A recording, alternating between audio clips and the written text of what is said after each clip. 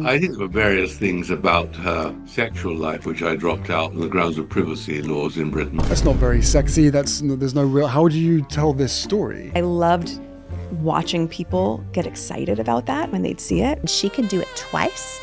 No. Ooh, in the time I do it once. Oh. And she's not even sweating. And I'm like drenched in sweat. You're glistening. You're just glistening. I'm glistening. I'm glowing. Glowing. She was I'm yeah, she was glowing. all blown up. Things you've been working so hard on, and your husband just shared publicly. I don't miss that part of it. Oh, this is like trying to like. It's wild. Thank you for trusting me. I'm gonna come. A doctor has come forward. She has absolutely revealed and confirmed that Rachel Meghan Markle was never pregnant, never gave birth to any children. Oh my God, I have got to get you intoxicated, Tom Bauer. I would love to hear those stories. Yeah. Did you like it? I think I've forgotten them.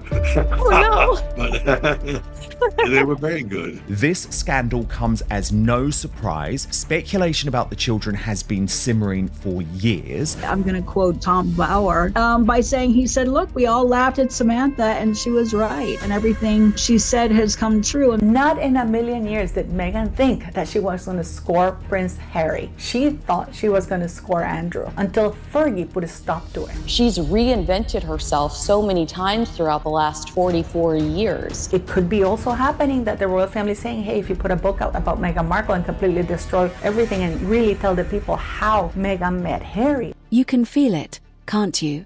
The vibe has shifted. For a long time, there was this protective bubble around Montecito, a sort of force field made of PR, expensive lawyers, and the general public's fear of being called mean or racist if they ask the wrong questions. But that bubble, it's not just leaking, it's popping.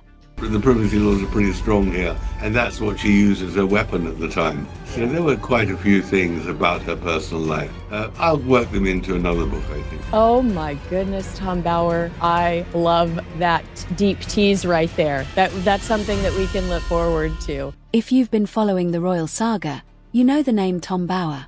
He's the guy who wrote Revenge. And when that book came out, everyone treated it like the final word, the nuclear option. People called it. But I've been digging into what's happening behind the scenes. And the chatter I'm hearing is very different. It turns out Revenge wasn't the main event. It was the prologue. One of the big things at that time was sensitivity reading. There was a great fear that she would play the race card. And so, for example, there were great arguments about whether you could call her strong-willed or not, because she at the time was playing herself as a black woman, and black women, if they're strong-willed, that's seen to be a stereotype. I think that would now not occur. Bauer has been making the rounds, dropping hints that are frankly making people nervous. He's essentially saying that the first book was the safe version, the version that could get past. The Leal lawyers in London. The version that had to leave out the really damaging stuff because witnesses were too scared to go on the record or NDAs were still locked tight. Well, the answer is, unfortunately, that was one of the revelations, or many revelations, in my forthcoming book, which I had heard about this months and months ago. But things have changed. We're hearing reports that Tom Bauer is getting ready to release the rest of the file, the uncut version. And this time he's not dealing with a duchess who is at the peak of her power. He's dealing with a brand that is, let's be honest, circling the drain. Talk to Andrew Morton, talk to Tom Bauer. All of these people that have written books about her have been like, it's a struggle to get to the truth of who this female was before she meets Prince Harry. We have to talk about what's actually in these missing chapters. We're talking about the DL rumors that have been whispered about on forums for years, but never printed.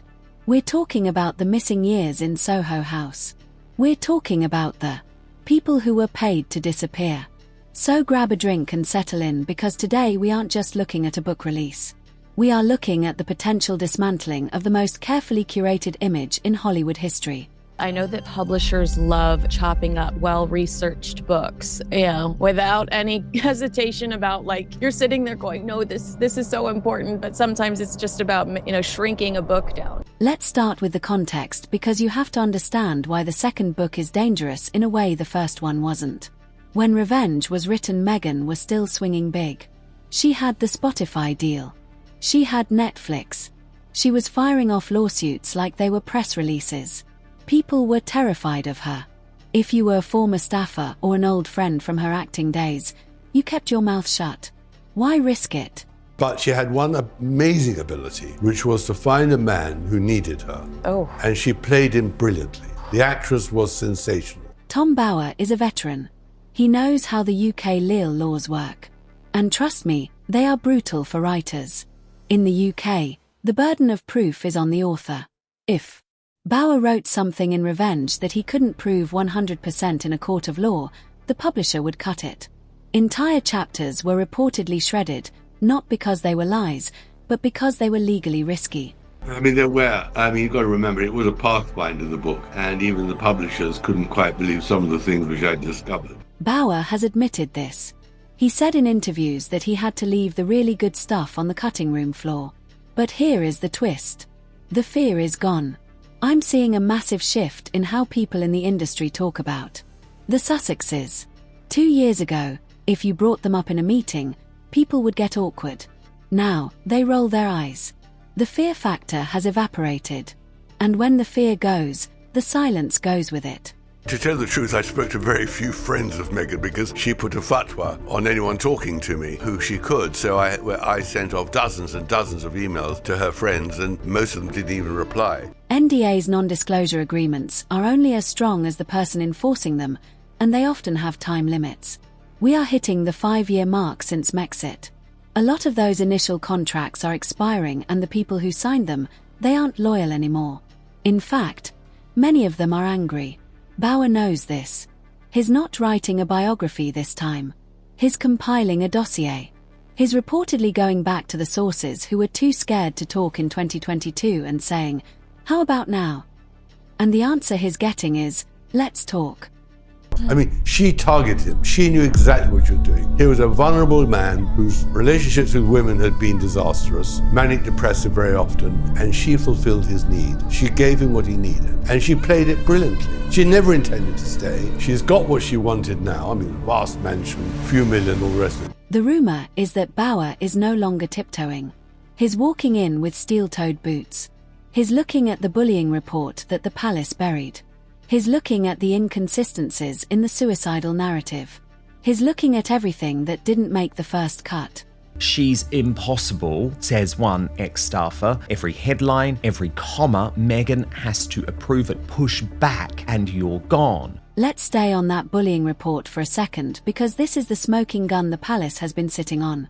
Remember when the story broke about Meghan allegedly bullying staff? The emails from Jason Canalf, the PR secretary, claiming she was driving too far out of the household and undermining the confidence of a third. It was explosive. There's a whole story about her attitude to people she works with. And there was two agents who told horrible stories about her bullying and her oppression. I came across with the impression of a woman who is very intelligent, very determined, very ambitious, but also ruthless. And in the end, in her terms, successful. The palace launched an investigation, paid an outside firm to interview everyone, and then nothing. They buried the report. They called it internal HR matters and refused to release the findings. At the time, everyone thought the palace was protecting themselves. But looking back, it seems more like they were protecting Meghan, or at least trying to keep the peace to avoid a total war with California. But Bower doesn't care about keeping the peace. Insiders suggest that this new book is going to blow the lid off that investigation. She's a divisive figure, and she's a controversial figure, and that's what the book addresses. It's all about a woman who in the end wanted to be the centre of the storm, and she created her own storm, and she didn't understand hierarchy, and she thought that the monarchy was like Hollywood. It's all about celebrity, and in fact it's about hard work with little reward, and she didn't like that. We aren't just talking about difficult emails sent at 5 a.m. We're talking about alleged behaviour that was described by some staff as psychodrama, screaming matches, people being reduced to tears at their desks, the kind of toxic workplace environment that in any other corporate setting would get you fired immediately. The narrative Meghan has sold, the feminist, the compassionate leader, cannot survive if these stories come out in detail. You can't preach kindness on a podcast and then be exposed for humiliating junior staffers because the wrong shade of blankets arrived. And here's the kicker. The staff want to talk. They've watched Meghan go on Oprah, go on Netflix, and paint herself as the victim of a cold, unfailing institution. Meanwhile, these staffers are sitting there thinking, I was the one crying in the bathroom, not you. If Bauer gives these people a voice, the victim card is voided. You can't be the victim if you were the bully.